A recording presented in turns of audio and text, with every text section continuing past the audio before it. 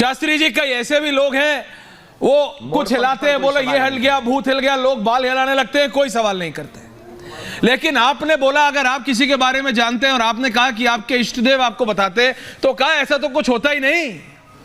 और आपकी तुलना दिमाग पढ़ने वालों से, जादूगरों से, किस किस से आपकी तुलना नहीं करा दी गई? ये क्या हो रहा है शास्त्री जी? अद्भुत हुआ। भारत के इतिहास में यही दुर्भाग्य है सनातनियों का कि सनातनीय व्यक्ति अपने ऋषियों की परंपराओं का मजाक खुद उड़ा रहा और उड़वा रहा है। अद्भुत बात यह है कि जो जादूगरी कला है उसकी एक सीमा है, दरबार असीमित है।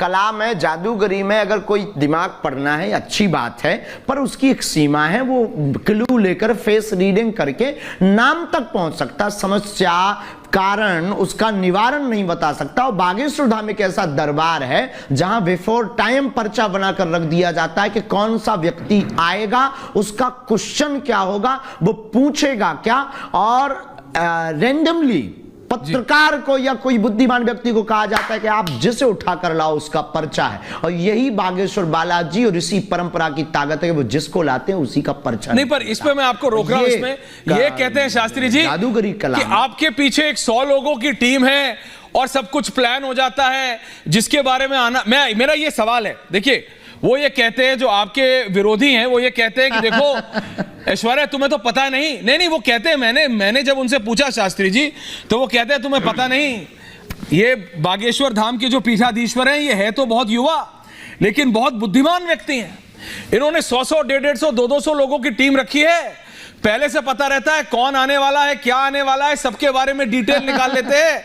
और आजकल एक और बाबा चल रहे हैं, कहते हैं गूगल बाबा, बोले कंप्यूटर पे डालो गूगल बाबा, आधी जानकारी दे देते हैं और आधी जानकारी इनके 100 लोगों की टीम निकाल के इकट्ठा कर लेती है।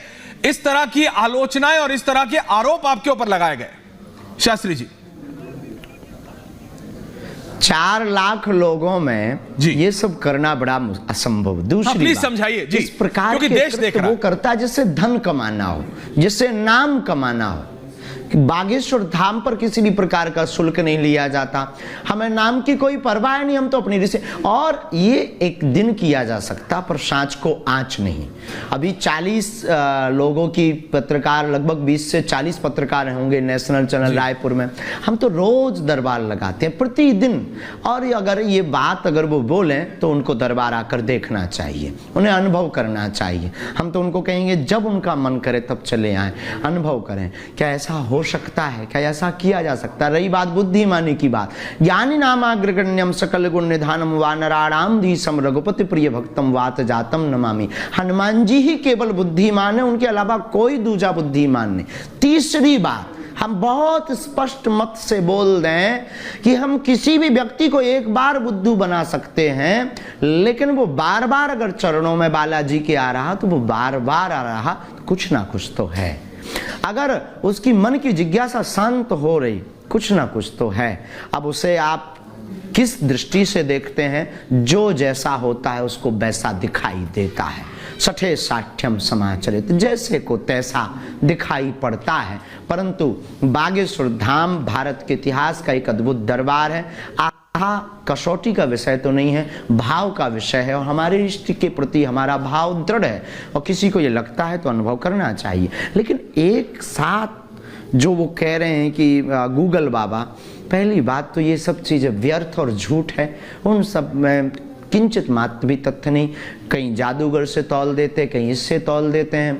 तो किसी को कुछ ना कुछ सस्ती लोकप्रियता पाना है तो कुछ ना कुछ जवाब चाहिए, तो वो ढूंढ लेते।